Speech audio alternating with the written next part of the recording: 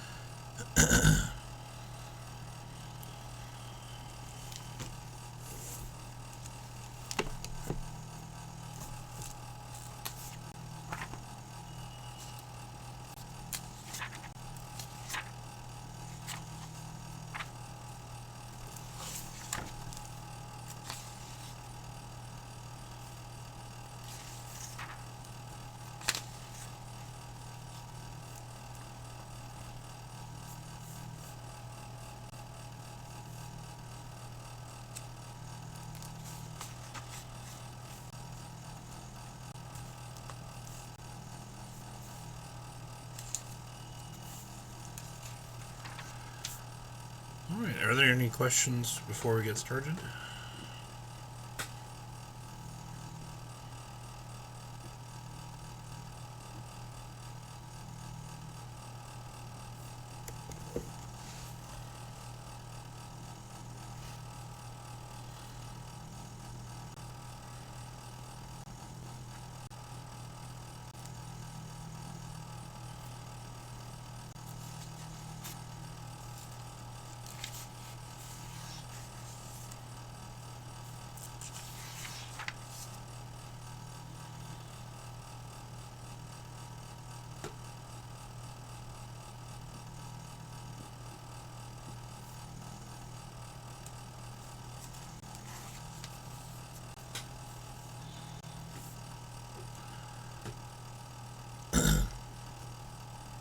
Okay, we're going to start section 8.1 today, and we will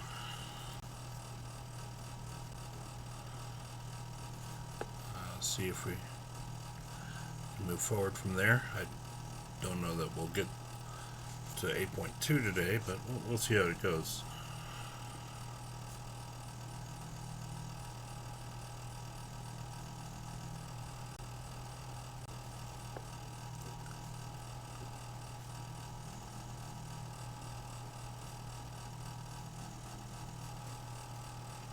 Okay. Section 8.1 is on the distribution of the sample mean. We start off with several definitions to begin with.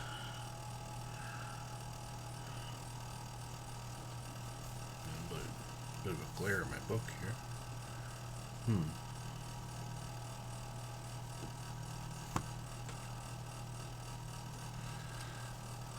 First of all, we define sampling distribution.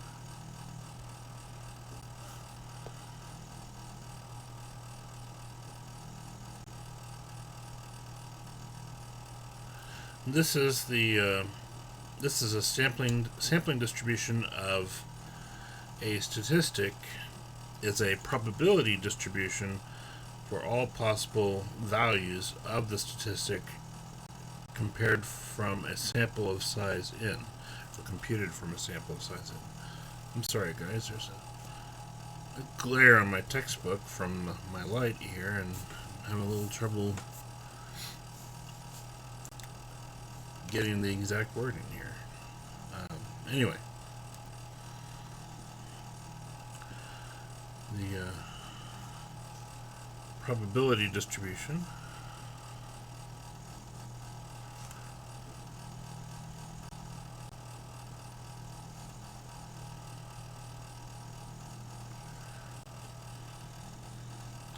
for all possible values of a statistic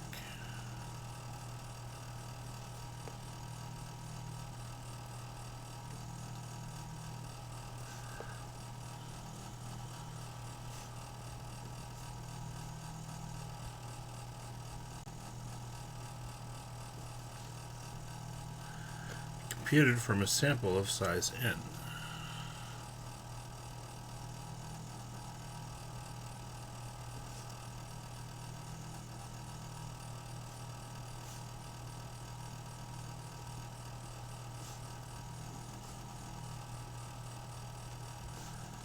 And let me get the second definition down before we talk about this. We have the sampling distribution of the sample mean.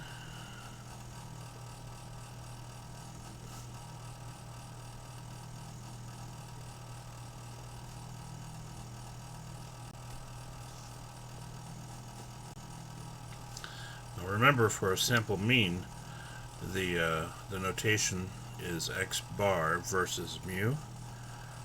X bar means a sample mean, whereas mu means a population mean. So that's going to come into play in this section in particular. And we must know the difference between the two and how to correctly label them. X bar is the probability distribution of all possible values of the random variable x bar computed from a sample of size n from a population with mean mu and standard deviation sigma. It's kind of a convoluted definition, but let me try to sum up what they're saying. Essentially what we're saying is we're taking a bunch of different samples of size n from a population and calculating the x bar for each of those samples. And so what we end up with is a bunch of x bars from these different samples, which the x bars form their own distribution, which is a normal distribution, it turns out. But it is relative to the size of each of our samples n.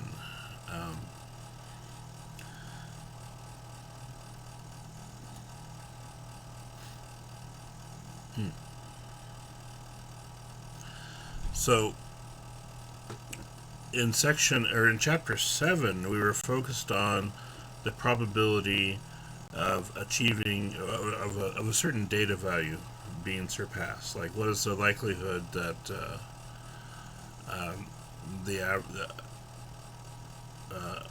a single woman's pregnancy would last longer than 270 days, for instance. Here, we're not interested in single data values. We're interested in the mean for a sample. What is the probability the mean of the sample size of size n is greater than a particular value, or is less than a particular value, or is between two particular values? So we're asking the same questions that we did in section 7.2, but now we're doing it in referencing to the mean. What is the likelihood that we can take a sample of 50 pregnant women and have the average length of pregnancy be shorter than 260 days? And it turns out to be pretty low as a result.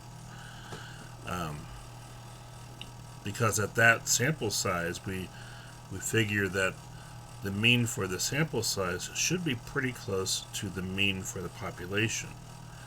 Okay? And for it to be so far from the mean for the population, it makes a less likely occurrence. I still don't know how to summarize this for our definition here that I'm needing to write down. So this is a little bit more of a challenging definition. I wouldn't say that.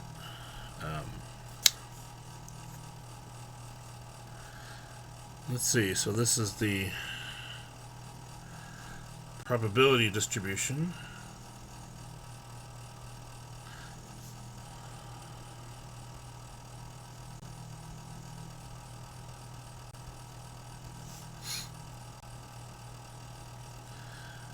For all possible values of x bar,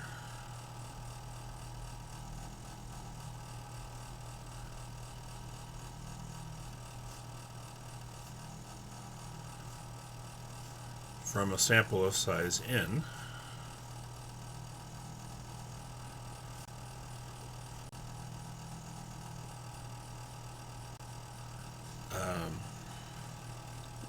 in a population with mean mu and standard deviation sigma.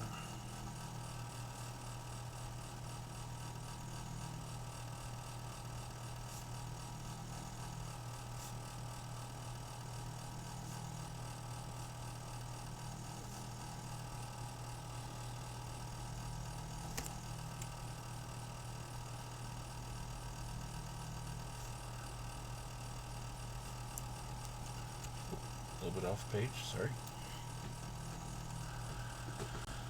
Okay, so the probability distribution for all possible values of x bar. X bar, again, is the sample mean. From a sample of size n in a population that has population mean mu, and population standard deviation sigma. So it is important that x bar, again, we keep in mind that is the sample mean, whereas mu is the population mean,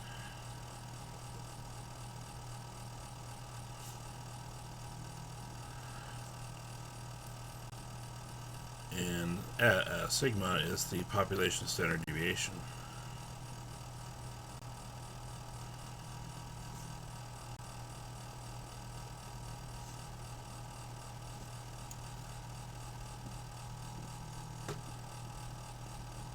Okay. So let me now we will have a different z-score formula so we have z-score for the distribution of x bar,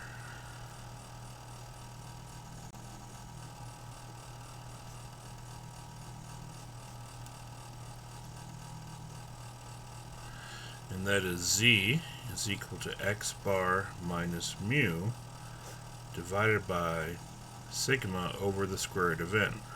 Now, turns out that sample size has an impact here. Okay. Now, this particular expression is a little bit more challenging to use, so what I would say is instead we could do x bar minus mu times the square root of n over sigma. Because dividing by a fraction we invert and multiply, so it's easier just to put the square root of n in the numerator rather than have a fraction inside of a fraction. So this is probably the more useful form of the formula, and we'll apply this as we go forward in this section.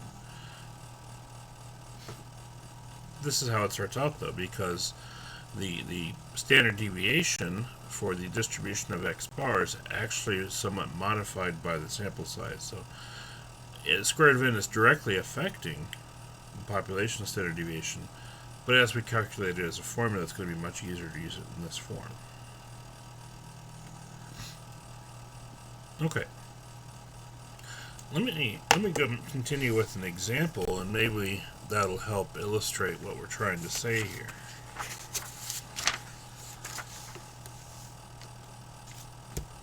And I go back to a problem that we did in section 7.2.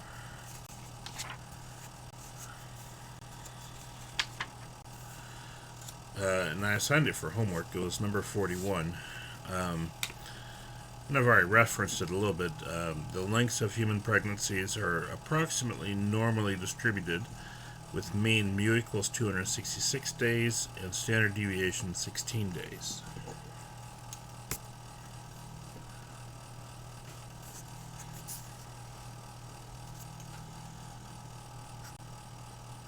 So human pregnancies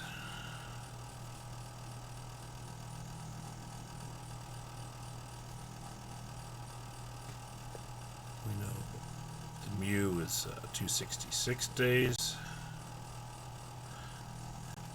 Some books you read that as 265, and I think what the reality is somewhere in between. It's a question of what data you're using and where you're rounding, but we'll go ahead and use 266. I have seen other textbooks say 265, so the likelihood is it's somewhere in between. Anyway, so let's look at two questions. First question, what is the probability a let's say pregnant individual, will have a pregnancy that lasts shorter than 260 days?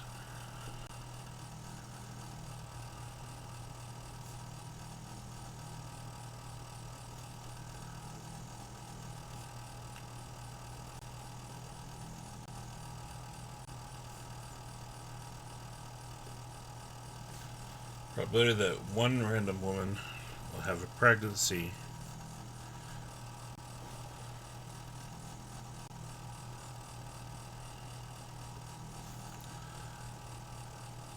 that lasts less than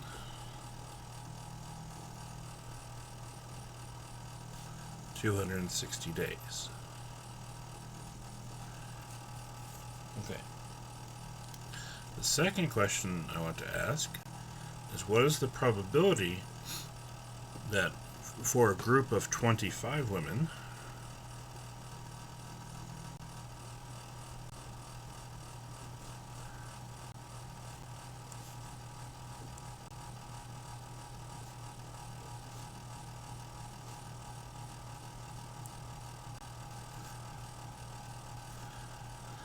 that the mean length of pregnancy will be less than 260 days?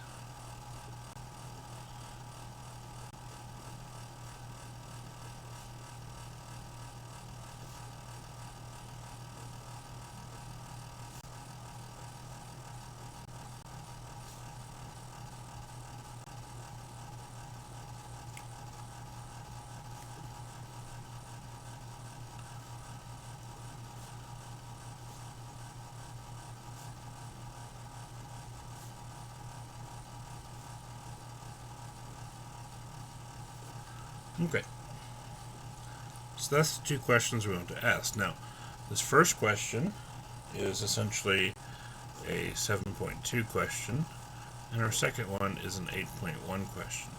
Because we're only looking at one individual woman in problem 1, then we only need to find the probability of that single data value x.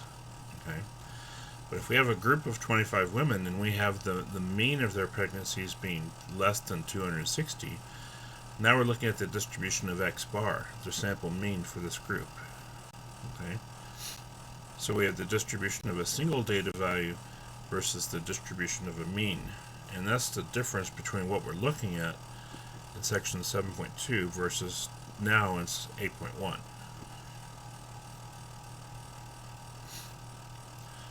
Okay, so let's start with problem 1. And again, this will be just like what we finished looking at, so it should be pretty easy. For this woman, we'll need to calculate a z-score for our data value, 260, which would be 260 minus 266 over 16. Okay, so that'll be x minus mu over sigma. So that makes negative 6 divided by 16, which is negative 0.38 if we round to 2 decimal places.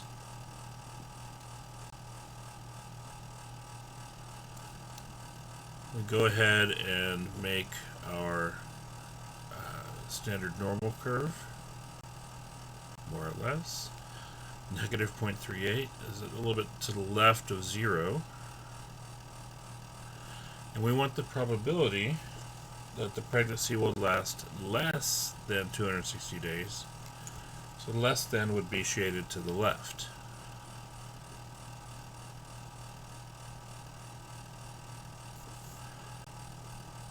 So our lower bound will be negative 10, and our upper bound will be negative 0.38.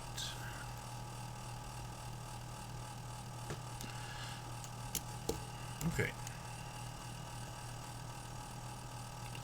So we go to the calculator. Second vars, normal CDF. And for this one, this calculator, I'll do negative 10, lower bound to the upper bound, negative 0.38. Okay. Comma 0, comma 1. And so we get a probability of a little bit better than 35%, 0.3520. If we round to the nearest fourth decimal place there. So the 7 rounds up the 19 to a 20, basically. Okay, so there's a pretty good chance for a random individual that their pregnancy would last less than 260 days. 35% is a significant percentage. Okay. Now we want to contrast that with our group of 25 women.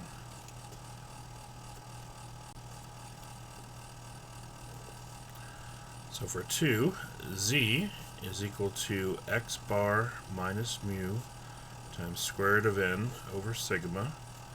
Since we are using a new formula, I'll make sure to write it down for this one. X bar is the sample mean. So for this sample of 25 women, we want to know, is it the likelihood that the mean length of their pregnancies will be less than 260. So that's X bar right there, 260. Mu is still 266.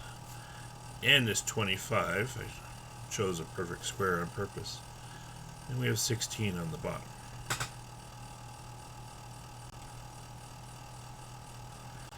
Okay.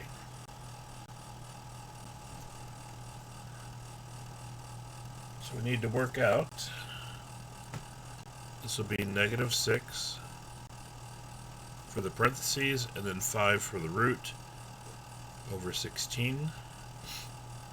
So z is equal to,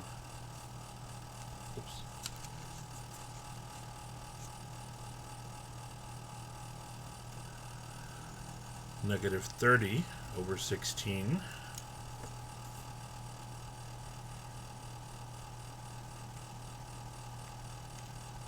And it comes out to be negative 1.88.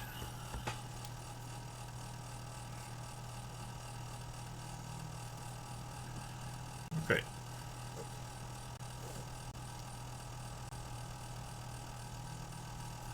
So negative 1.88 is further to the left from 0, but we're still shading to the left because we want the probability that the mean length of their pregnancies will be less than 260 days. So we know we'll shade to the left for less than. Okay.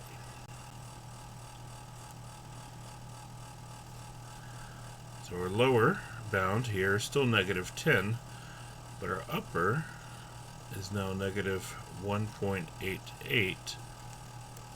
So we need to calculate the probability. The second data distribution, normal CDF. Our mean is 0 and our standard deviation is 1. Lower bound negative 10, and upper bound negative 1.888. There we go. And enter for calculate. And we see the probability of this occurring is 0.0301.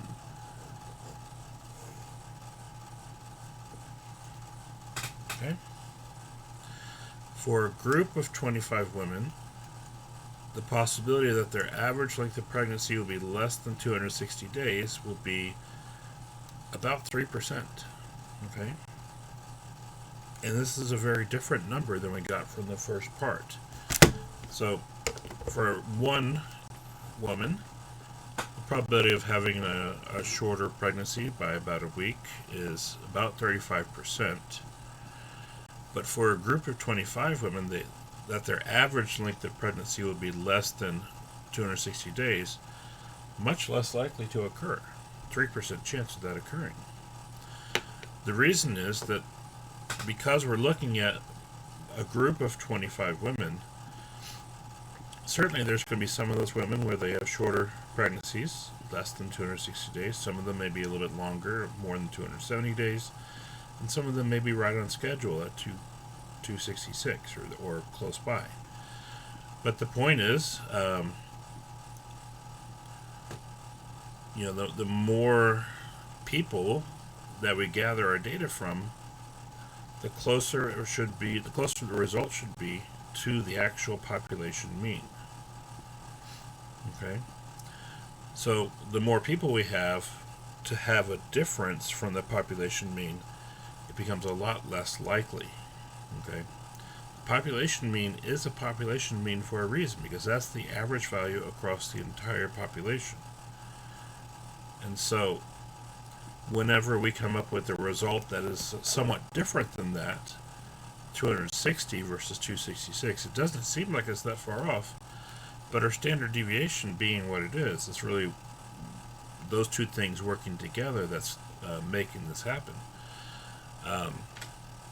And of course the sample size. It's all three of those things. But to have something be that different from the population mean is very unlikely. Okay. Remember, less than 5% is statistically unlikely. And that's exactly what we're looking at here. So, yes, it's very likely that one individual woman will have a shorter than usual pregnancy. It happens in quite a bit of the population, 35% of the population. Or 35% of the population of pregnancies, I guess I should say. But to have that low of a mean across an entire group of 25 individuals, even though 25 doesn't seem that large, it actually, the probability drops a pretty impressive amount, almost, to zero. It's not zero, but it's going to be pretty low, And that's ultimately what we're trying to look at with this sampling distribution of the sample mean. Okay. Now that leads us to the central limit theorem, which is basically what I was describing. But let me write this definition down as a formal definition.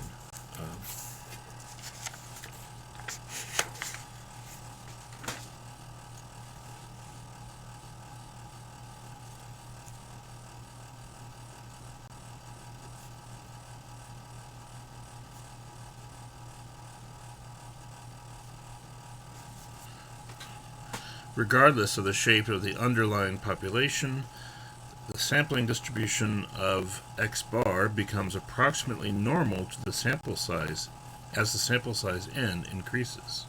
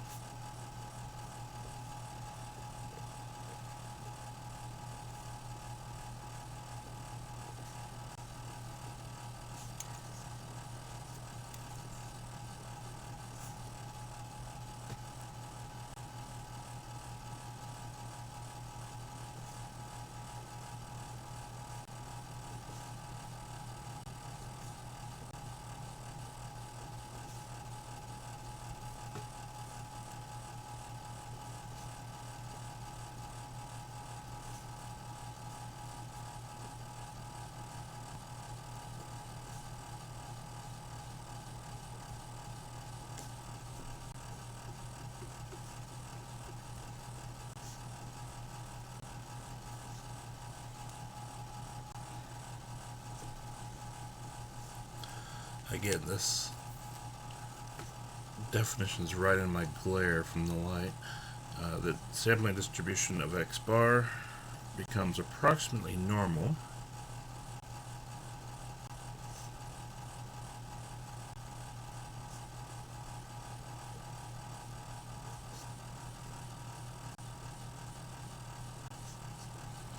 as the sample size n increases.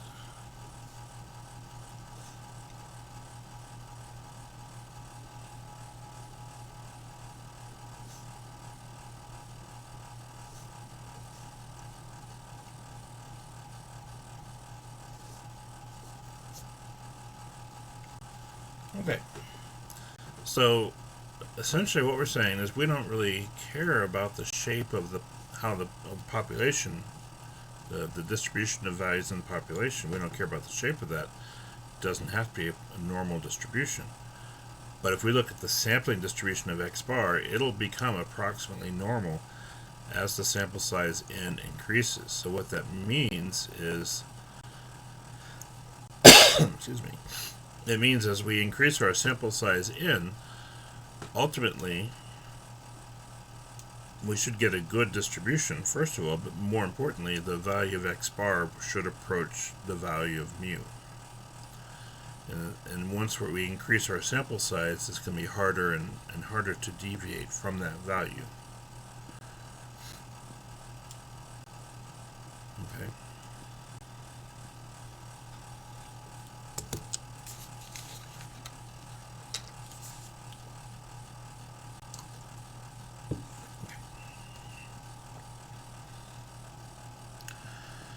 All right.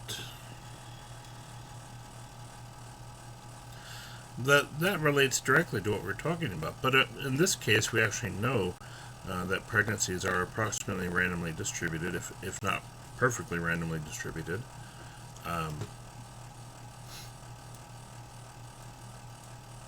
And as we saw from an example, with even a relatively small sample size of 25 individuals,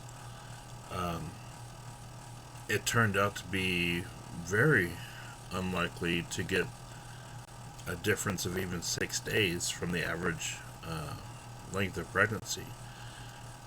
So individual pregnancies, the values can be all over the place, but when you put them together as a group, they're still going to average out to be close to the actual population mean. And as the value of n increases, this only becomes more likely. So what's going to happen is I could take this same problem that we just worked here,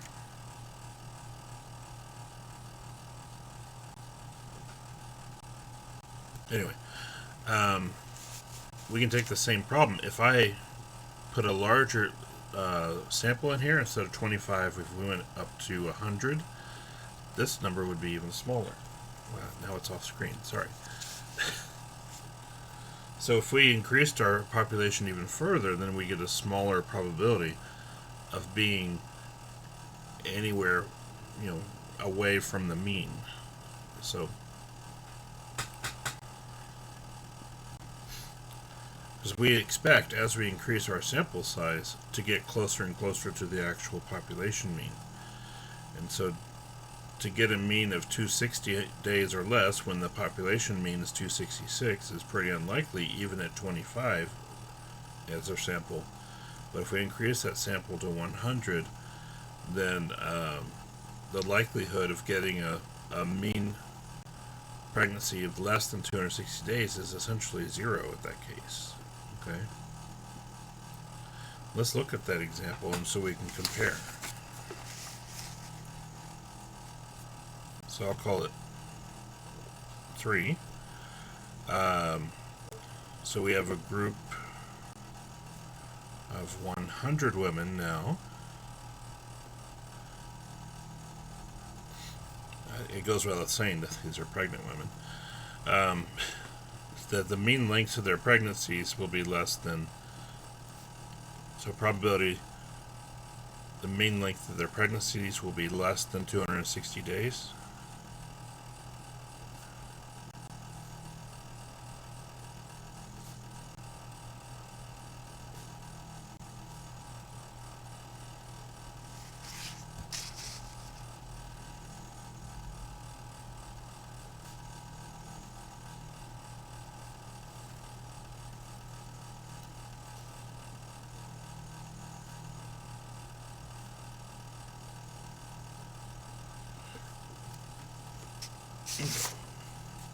We'll work this first, and I'll bring back in those other results.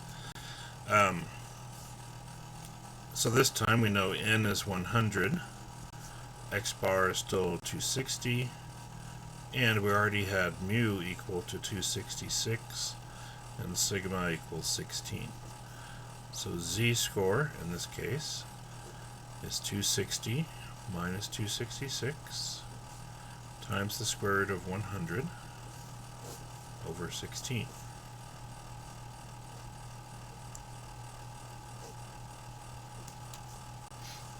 Okay, in the parentheses we get negative 6, square root of 100 is 10, so we get negative 6 times 10 over 16, so z is negative 60 over 16, which is 3.75, negative 3.75.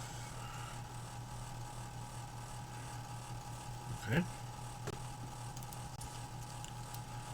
And so we'll put that on our normal curve.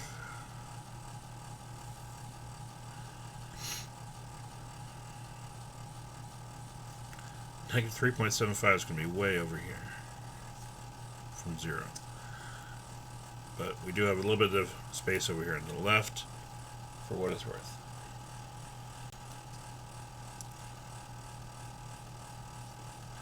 Now, our lower bound is negative 10, our upper bound is negative 3.75.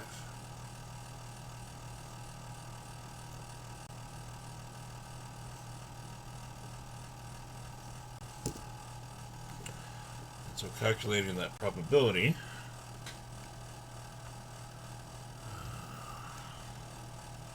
go back to normal CDF, 0, 1, negative 10, and then negative 3.75. We calculate. We look at that number, it's 4 zeros and then an 8. So our probability is now 0.0001 if we round to the 4th decimal place. Now, that's dropped to an almost impossible level. Okay. We saw for one individual, 35% chance that their pregnancy would be less than 260 days. A group of 25 individuals had about a 3% chance that their combined average length of pregnancy would be less than 260 days. And if we increase the group size to 100, then only a 0.0001 probability or 0.01% probability of that occurring.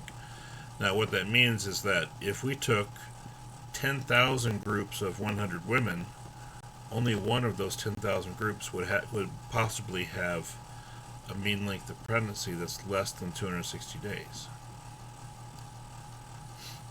Okay? It's extremely unlikely that we would have so many women that have their length of pregnancy so much below average, which 260 days isn't even that below average. I mean, it's less than a week. But the average is the average for a reason. The population mean is what it is because that's what we've studied over time and what we've seen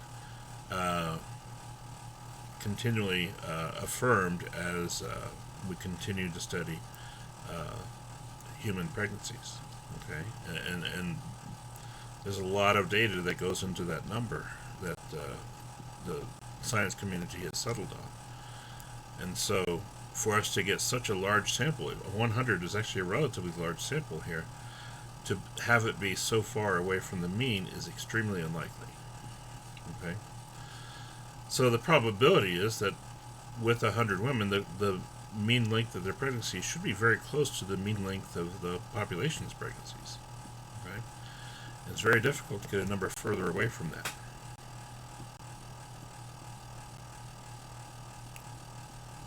And that's ultimately what we're talking about in this section, is that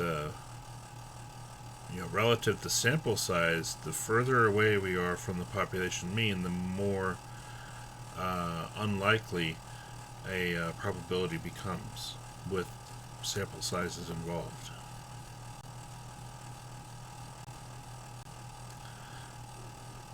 It's kind of a tricky topic, but so it may not make sense immediately. I hope with these examples I've given it does illustrate it so that you can understand pretty well. But it does take some thinking about to kind of wrap your mind about that. Anyway.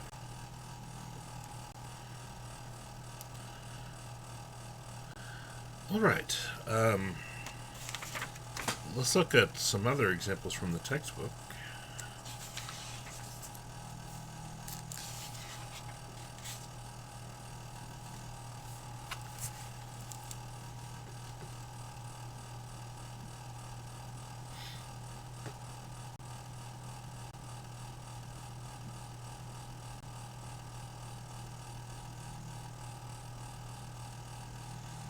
One thing you'll notice, I was using perfect squares for sample sizes in my examples. The book does not give us any such consideration. But that's okay. We'll work with it.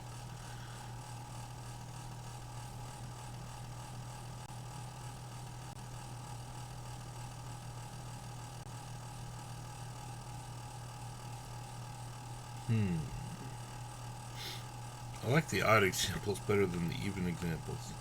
Oh well.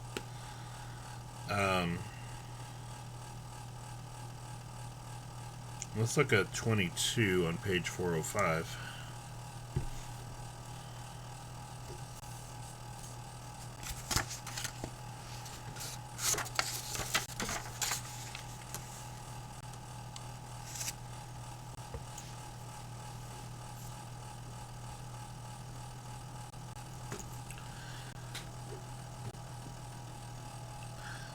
So 22, write that down.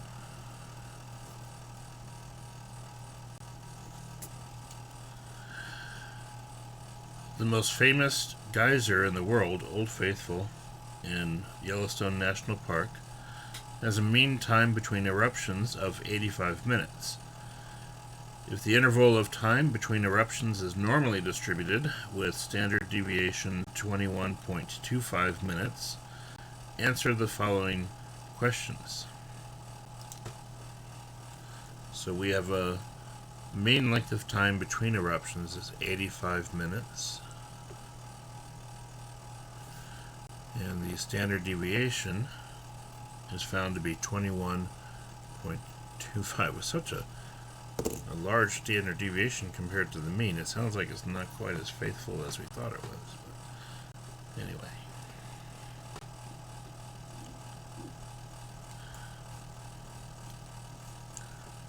A. What is the probability that a randomly selected time interval between eruptions is longer than 95 minutes?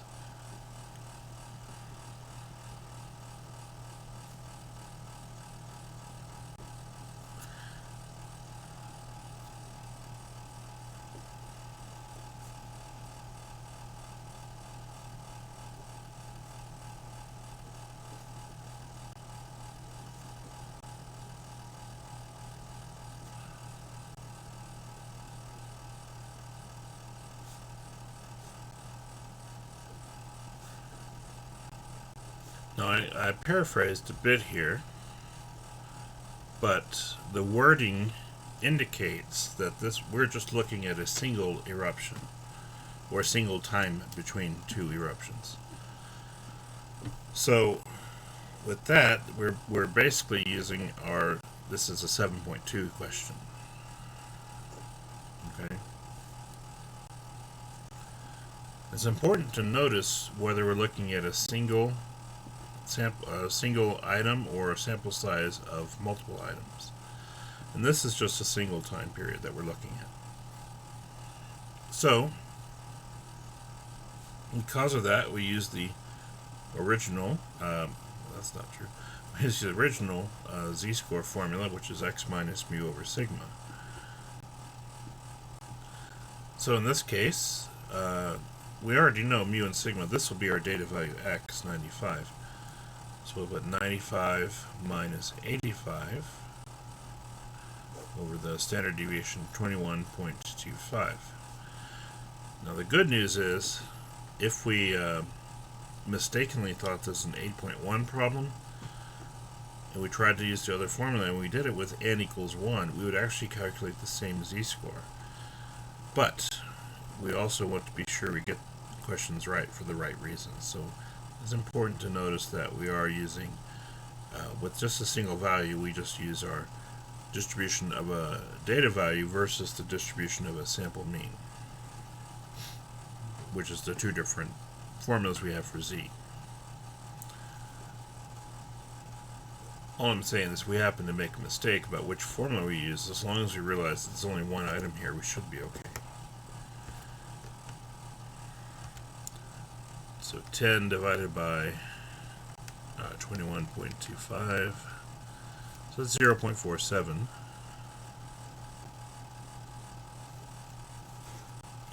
So that's our z-score. Are we going to shade to the left or the right of that?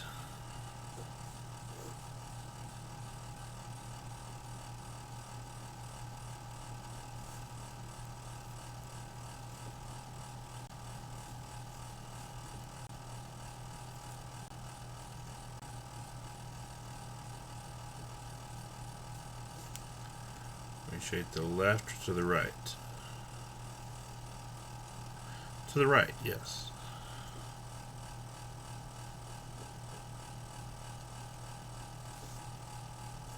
Okay. Yeah, it says longer than 95 minutes, so more than 95 minutes, that'll be to the right after we convert it to a z-score. Okay, so our lower bound is 0.47, and our upper bound is, we'll call it 10, for all intents and purposes. Second data, oops, distributions, normal CDF, 0, 1, then we use 0.47. Yes, Gabriel, that's correct. If you need a little extra time, that's fine too. I'm not too picky about the projects compared to some other things. Okay.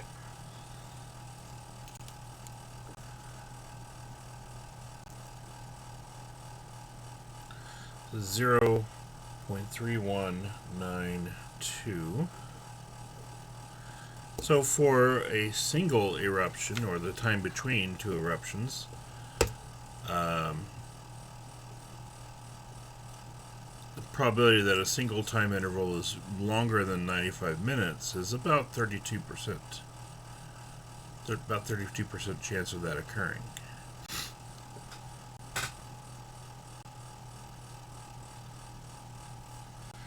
All right.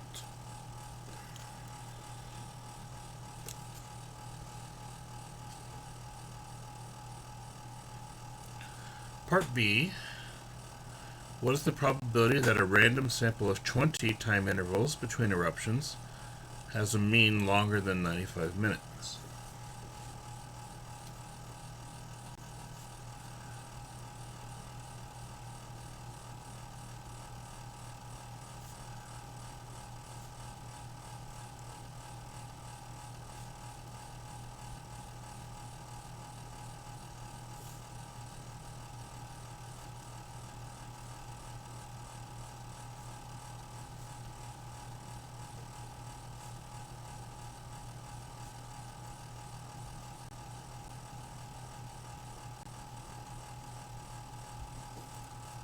Okay.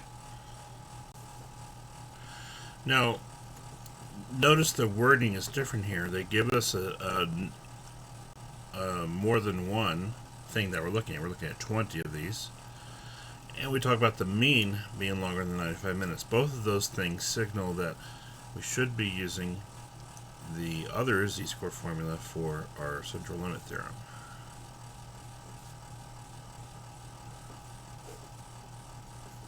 Okay.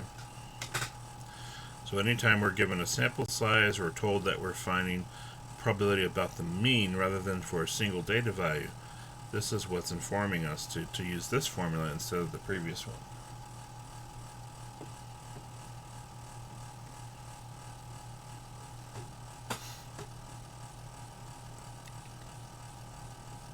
Okay. So we'll plug in our values. 95 is still x bar in this case rather than x. Okay. So we put 95 minus 85 as our mean still. Square root of 20, that's our n. And then our standard deviation is 21.25.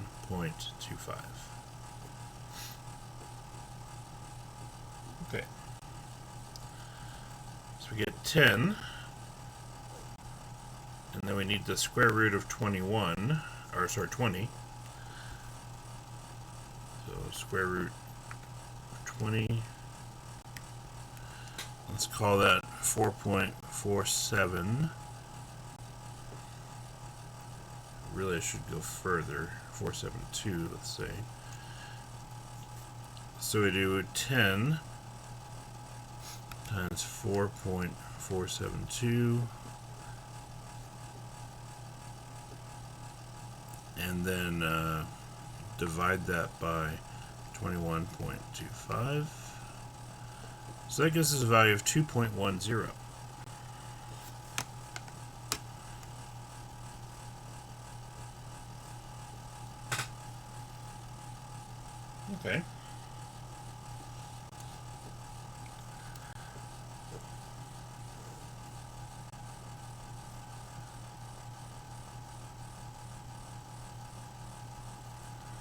2.10 is going to be a pretty good distance away from 0.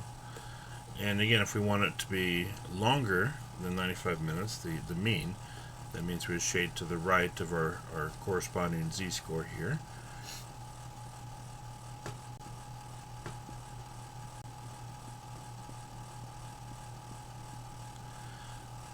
Which means we have a lower bound of 2.10 and an upper of 10. Again, when we find the lower and the upper, lower is like the left edge of the shaded region, which is at 2.10, and the upper would be the right edge, and since this just keeps going, we let 10 be the right edge. We could use a larger number, but 10 is sufficient. It actually gives us the same calculations. Because the likelihood is that after you get to like 3.5, the probability drops to essentially 0 after that point. Not quite 0, but very close to 0. And then by the time you get to 10, it's essentially equal to 0. Okay, and so we'll put that into our calculator again. Second data, distribution, normal CDF, 0, 1, just press enter if you already have that. 2.10, and then our upper, we said 10, calculate, so 0.0179.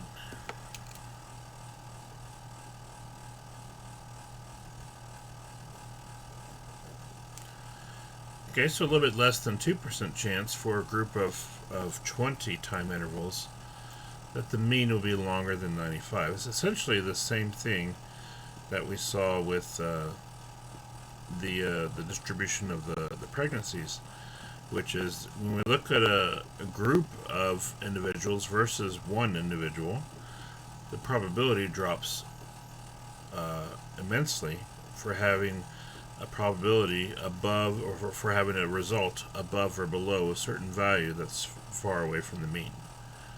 And this one's not very far from the mean, actually. Although, relatively speaking, it's further away than we were with the pregnancies. The difference here, 10, is actually about half of a standard deviation, whereas for the pregnancies, the difference 6 was a little bit less than half of the standard deviation. So this one should be dropping more rapidly from the single value result.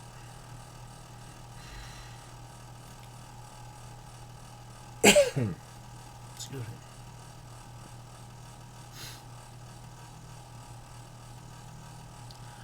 Okay, let's see what else they have for us. Find the probability that a sample of 30 intervals between eruptions has a mean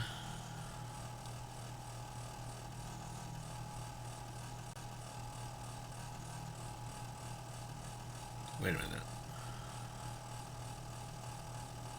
Oh, well, I'm going to skip that one. Let's go to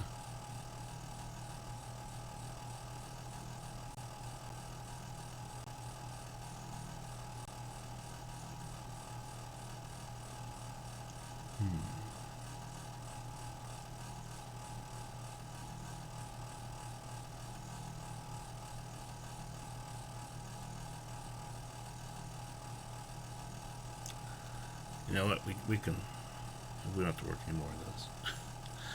I feel like we've accomplished everything we need to in this section. Let's see where we're at.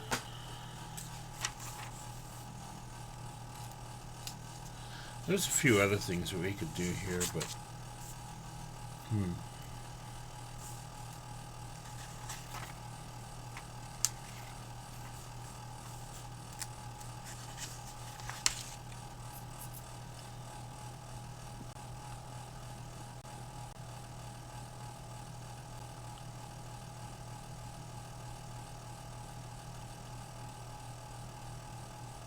Now, part F of this question is kind of interesting. Let's dive into that. This is problem 22F. Keep in mind we still have a mean of 85 minutes between eruptions, with a standard deviation of 21.25 minutes. Now, on part F, it says, on a certain day, suppose there are 22 time intervals for Old Faithful. Treating these 22 eruptions as a random sample, the likelihood the mean length of time between eruptions exceeds blank minutes is 0.20.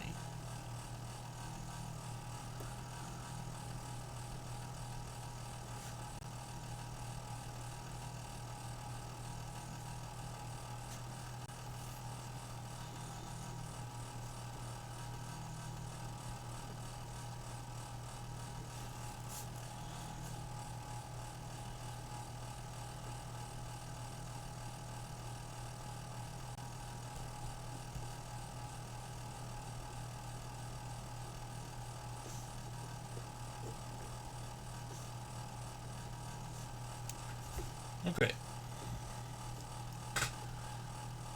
So essentially they want us to work this problem backwards. So we know n is 22.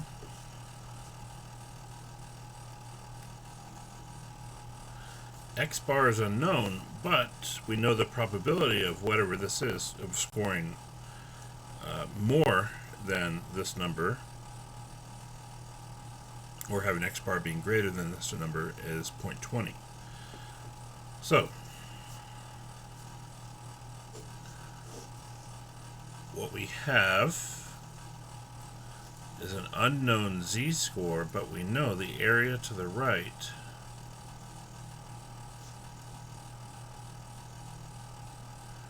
is 0.20. Okay.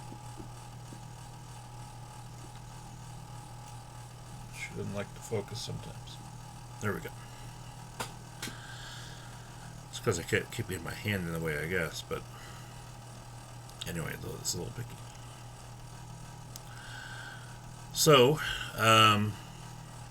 because we know the probability is 0.20, that means that's equivalent to the area to the right of our value.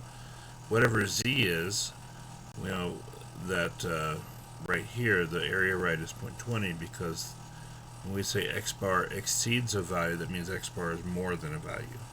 So more than a value would be to the right. Less than would be to the left. Now if the area to the right is 0.20, then what is the area to the left here?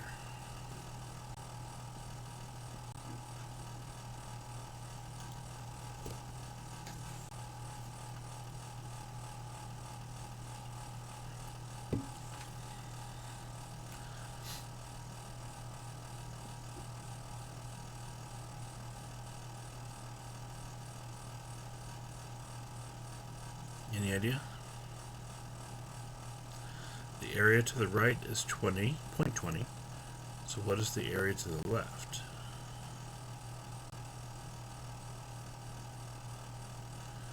Well, we know the total area under the curve is 1.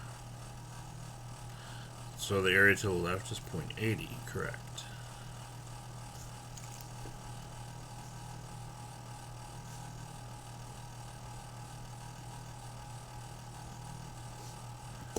Okay.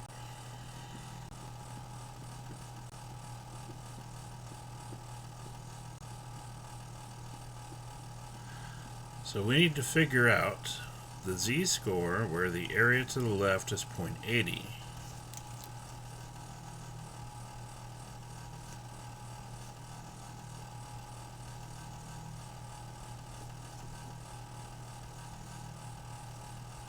Now this utilizes what we learned at the end of the last class, which is kind of that reverse lookup concept where we, instead of plugging in a z-value, we're trying to backtrack to find the z-value. And we use on the calculators the inverse normal operator, And on the book, we'll look up the value in the body of the table and backtrack to get the z-score. Now, on our calculators, what we can do is the second data distributions. We go to an inverse normal. We'll use area. Now, this is area to the left when it says area here. So I'll put 0.8, 0, and 1, so it'll give us a z-score. We could enter in the mu and the sigma that we have for the problem, but we actually want to find the z-score, not the data value. If we enter in these values,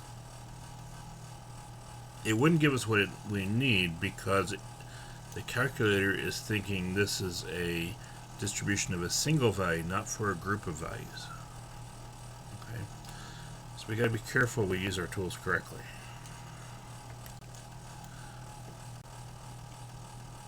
Okay, so z is equal to 0.84. Okay.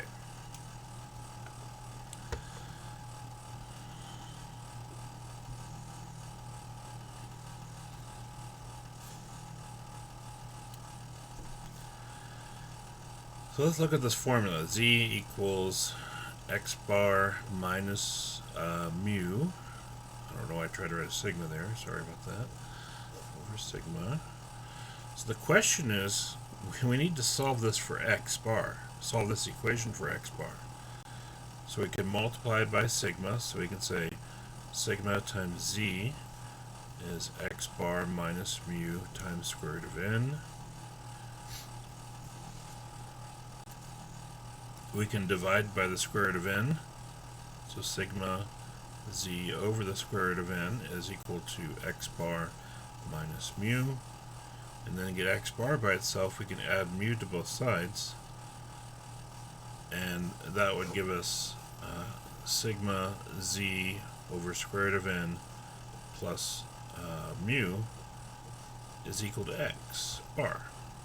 And this is the number that we're looking for, and we already have all four of these values, so we should be able to find it from here.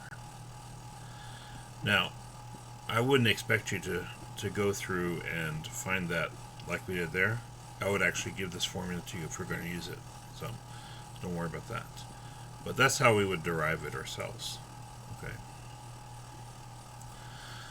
So we know sigma for the original problem is 21.25. We have a z-score, we found 0.84.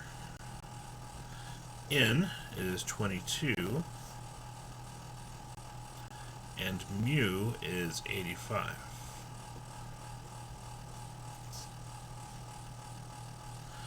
So we should multiply, then divide, and then once we get that answer, we'll add the 85, and that should give us our answer overall.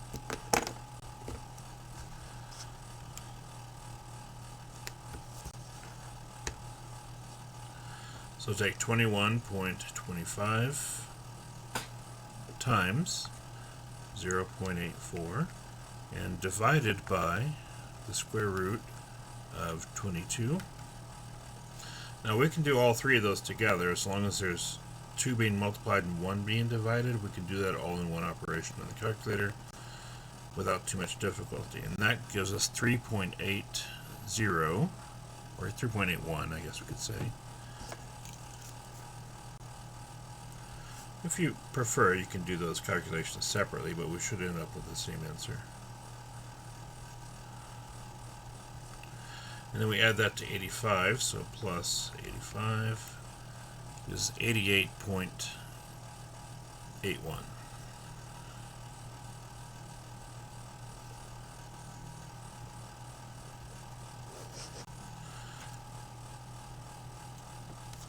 Okay.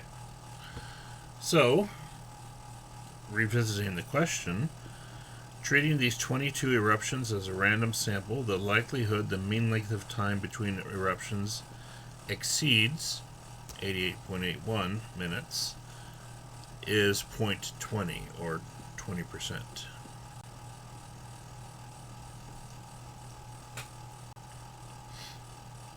Okay. Any questions there?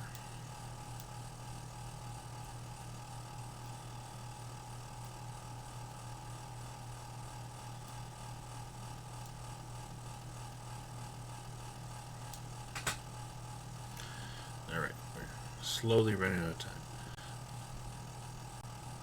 I have at 10:40, but I've only been going for an hour 7. I guess I started a little bit late, so I apologize for that. I think we don't really have time to start anything new at this point. I would like to, but it's okay. So let's just stop there for today. And for homework, on page 404, look at 19 and 21. And I think those two will be fine because they each have like 6 parts, so that should be plenty to work on right there. Anyway, please get your projects turned in when you can. If not today, then very soon after. I don't mind if you take a few extra days, but not much more than that, please. Since I haven't graded the first ones, I apologize for that, and I will get those eventually.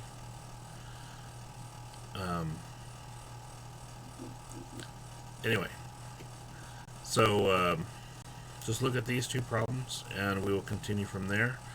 Our next test. Next test would be. I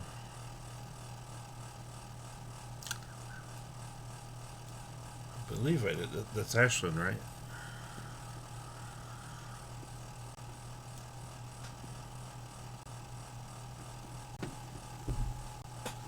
I haven't checked it today. But I can check it real quick if you prefer.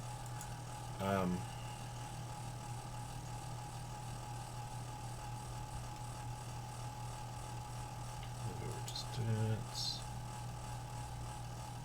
Yes, I got yours on Friday last week. Is that the one you're talking about, Ashland?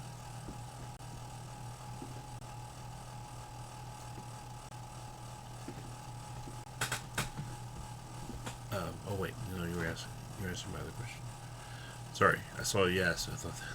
Anyway, I need a timestamp on these responses that y'all are giving me. That would help me out. Okay, yeah, but I did receive your project, if that's what you're asking. So you're good.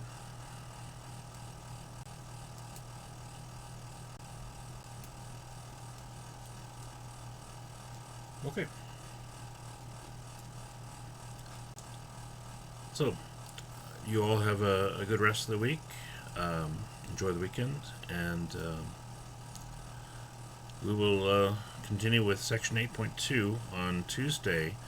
Our next test, I think I was starting to say this before and I got distracted by myself or something else, I don't know. The next test, I think, will be over chapters 7, 8, and 9, which collectively may only be like 6 sections. And then we only have like 1 or 2 more things to cover after that, and that's our semester right there.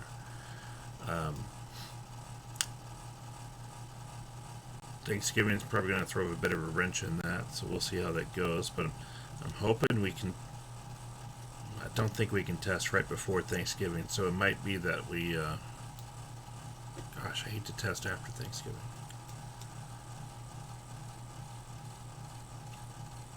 Although if I give you an interval of time, maybe it's not too bad. I'm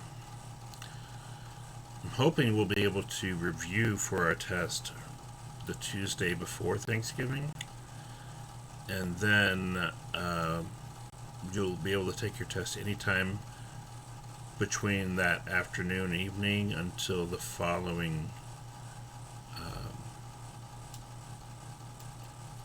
gosh, we're kind of running out of time here.